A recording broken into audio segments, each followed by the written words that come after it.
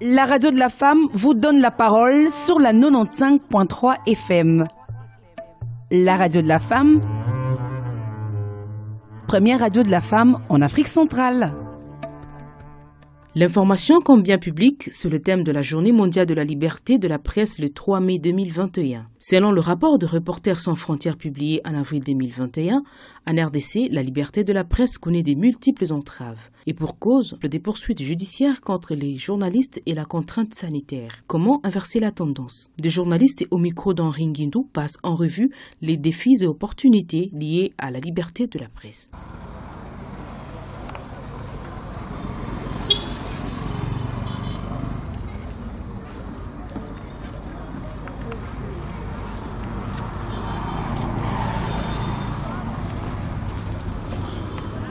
Nous sommes en plein centre-ville de Kinshasa, capitale de la RDC.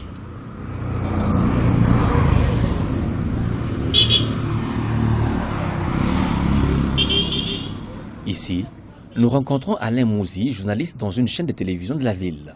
Pendant l'urgence sanitaire Covid-19, le port de masque devient obligatoire. Alain souhaite requérir les réactions de la population dans un port de la ville. Il nous explique. Alors, je voudrais faire un papier, voir comment la population a accueilli cette nouvelle, cette mesure de l'État. Et les lieux ciblés pour moi, c'était des endroits à forte concentration. J'ai pensé aux ports, il y a plusieurs ports le long du fleuve Congo. Et je me suis rendu dans un port, je crois Lomata, quelque chose comme ça. Une fois au port, n'ayant pas un ordre d'émission, Alain Mouzi entre en contact avec les responsables de l'entité. Il obtient l'autorisation de réaliser des interviews sous les contrôles d'un policier. Et étant intellectuel et ayant quand même une certaine expérience de l'exercice de ce métier de journaliste, et c'est comme cela que je suis allé voir le commandant pour lui parler de mon besoin, ma préoccupation. Il m'a dit « Ok, je donne l'accord, comme c'est pour la raison de l'information. » Et il m'a cherché un policier pour m'accompagner. Au cours de la réalisation des interviews, Alain Mouzi constate l'absence du policier. L'environnement devient moins sécurisant pour lui. Je suis allé pour chercher justement ces gens et je les ai trouvés, notamment le porteur, ceux qui font des embarquements, des débarquements au niveau des ports. Et je les ai interviewés et chacun répondait en tout cas vivement et voudrait vraiment l'implication de l'État, que l'État les aide. Déjà, ils ont des difficultés financières, d'autres viennent de très loin. S'ils doivent ajouter à cela l'achat des masques de manière régulière, ça serait vraiment trop leur demander. Ils ont parlé. Et comme j'avais pris 2 hommes, et je devrais terminer par une femme. Et déjà, quand j'ai terminé avec l'homme, je me rends compte que le policier qui m'accompagnait n'est plus. Je me suis retrouvé seul. Et je constatais, comme il y avait beaucoup de gens de regard, les gens me regardaient avec des regards là inquiets, comme s'il y avait un problème. Je me sentais un peu en insécurité. D'un intervenant à un autre, Alain est interpellé par un autre commandant entouré de policiers. Motif, il doit justifier sa présence dans les ports. Au cas contraire, il doit être entendu sur PV. J'ai fait preuve de courage quand même. J'ai terminé avec l'homme et j'ai pris la femme. Et quand la femme a commencé, c'est alors que j'ai vu clairement un autre commandant, entouré de policiers, qui a croisé les bras, en train de me regarder et m'attendre de terminer. Et j'ai interviewé la dame et elle a fini. Et en terminant, c'est le commandant qui m'appelle. Monsieur, venez. Qui êtes-vous? J'ai dit non, je suis journaliste. Je suis venu recueillir les avis des personnes opérant ici sur le port de masque. Il dit ok, où est votre ordre de mission? Je dis non, j'ai déjà pris langue avec le commandant qui est là, qui m'a autorisé. J'ai eu des autorisations, qui m'a autorisé. Il m'a même fait accompagner d'un policier. Je lui ai dit que je n'avais pas un ordre de mission, plutôt ma carte de presse. Et il dit bon, venez, venez, venez. Il m'amène dans son bureau, un conteneur. Et là, il a sorti un papier duplicateur pour m'entendre sur PV.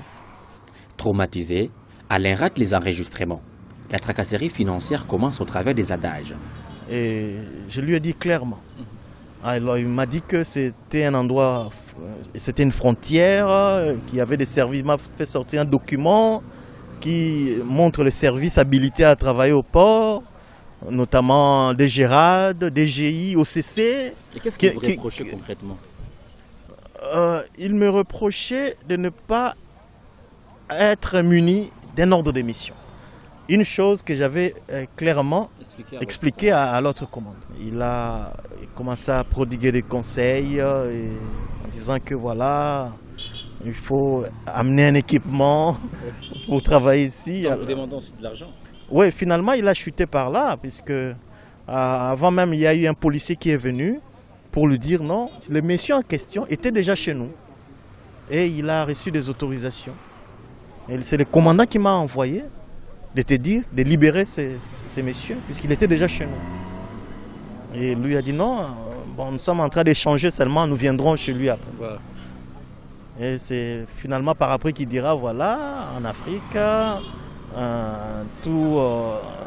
la fin de toute négociation, on doit arroser, il y a le vin. En tout cas, là, j'étais sincère pour lui dire que je n'avais pas d'argent sur moi. Une interpellation des façades, nous explique-t-il. Malheureusement, j'ai raté l'enregistrement, mais il a suivi mes précédents enregistrements, mes reportages d'ailleurs, mes questions de réponse. Il a trouvé que je suis un journaliste. Aucune raison d'être, comme je l'ai dit, parce que je ne suis pas tombé comme le cheveu dans la soupe. Je ne me suis pas déployé dans un site et commencé à faire le travail, non. Je suis arrivé dans les sites et j'ai cherché les services. J'ai demandé. On m'a dit non, il y a un commandant là-bas. Et on m'a orienté. J'ai vu même quelqu'un. J'ai demandé qui est le commandant qui s'occupe ici. Il dit il est là-bas. Viens, je t'accompagne. Il m'a accompagné. Et j'ai pris langue avec lui. Et je lui ai dit si cela était possible. Il m'a dit c'est possible. Il m'a même fait accompagner d'un policier. Et qui a fui par après.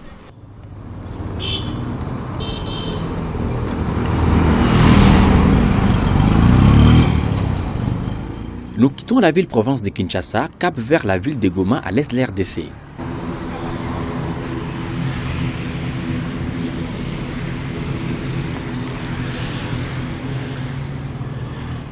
Situé à 1500 mètres d'altitude, dans la vallée du Rif, Goma est le chef-lieu de la province du Nord Kivu. Être journaliste ici relève d'un parcours de combattant, témoigne Timothée Akilimali, journaliste rencontré à la radio Maria. Est-ce que nous voyons pour l'instant aussi chez nous à Goma, la liberté de la presse est menacée, comme je l'ai dit tantôt, et il y a des journalistes qui subissent encore des pressions, des menaces par des hommes à mauvaise volonté. Et bien donc la vie du journaliste est toujours menacée. Sans mesures fortes, être journaliste restera un métier à risque en République démocratique du Congo.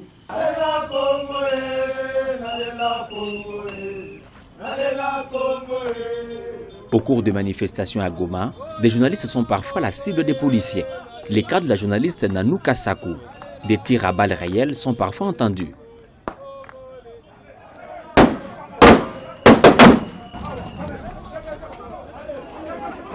Timothée Akilimali. Nous retrouvons quand même qu'il y a des journalistes qui se font menacer, qui se font tirer dessus lors des manifestations à Goma. Récemment, il y a une consoeur, Nanou Kassakou, journaliste pour la radio UBFM, émettant Goma, en chef-lieu de la province du Nord Kivu, qui avait été touchée par une balle le mercredi 17 février. Rien n'a été signalé jusque-là par rapport aux enquêtes qui devrait être mené. Vous voyez donc après cela, c'est tout le monde qui s'était par rapport aux menaces liées aux journalistes, par rapport aux incidents d'ici faits partout sur le journalisme. Dans la région est de la RDC, la liberté de la presse reste menacée. Alerte Timothée Akilimali. La RDC occupe actuellement la 154e place sur 180 au classement mondial de la liberté de presse établi par les Reporters sans frontières, et ce qui fait croire déjà que Goma, déjà inclus dans la République démocratique du Congo, ne fait pas exception.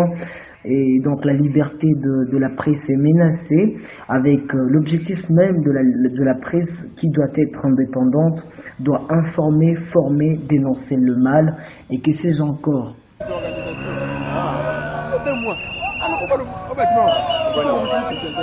De Goma, nous voici dans l'espace Grand Kassai.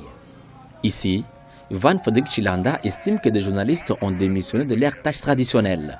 Aujourd'hui, la presse d'une manière générale et ses animateurs au Kassai central ont démissionné. Les animateurs de la liberté, de la presse, qui sont les journalistes qui nous sont bien entendus, nous avons un tout petit peu démissionné de nos devoirs, de nos missions qui sont traditionnelles, celles d'informer, de former et d'éduquer le masse. Notamment, on exerce la liberté, mais que cette liberté soit effectivement accompagnée d'une certaine responsabilité. Mais lorsque vous écoutez la presse aujourd'hui chez nous, ce sont les injures, ce sont généralement les débats unidirectionnels. Des alertes de l'Observatoire de la liberté de la presse en Afrique dressent un tableau sombre de la liberté de la presse en RDC. Des tracasseries, des poursuites judiciaires à l'endroit des journalistes deviennent récurrentes. Pour Jean-Pierre Ilboudo, représentant pays de l'UNESCO en RDC, des incidents pareils restent condamnables. Il souhaite que l'information demeure un bien public. Mais comme je l'ai dit, je pense que ceux qui continuent d'appliquer ou de perpétuer ces mauvaises pratiques n'ont pas compris qu'il y a un changement. Et ce changement, moi je suis très convaincu que ce que le président a dit le 3 mai 2019, me semble-t-il, va rester quelque chose à mettre en œuvre et qui sera mis en œuvre, où on n'aura pas de journalistes poursuivis. Dans ces contextes, comment inverser la tendance des entraves liées à la liberté de la presse en RDC?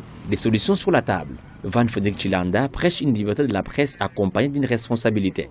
L'exercice excellent de la liberté de la presse, parce que je l'ai toujours dit personnellement, que le meilleur exercice de la liberté doit effectivement se reposer sur une responsabilité. Alors la responsabilité est également accompagnée par une sorte d'éthique. L'éthique qui nous réunit, l'éthique qui nous présente sur une piste de personnes bien éduquées, des personnes qui sont à même d'éduquer les autres en masse. Mais lorsque vous voyez que les journalistes eux-mêmes, lorsqu'ils produisent leurs articles de presse, on a toujours tendance à s'accrocher sur les principes de la liberté, mais oubliant que la liberté sans responsabilité est une bombe à retardement. Avis partagé par Jean-Pierre Ilboudo, représentant pays UNESCO en RDC. Aujourd'hui, on entend tout sur tout le monde.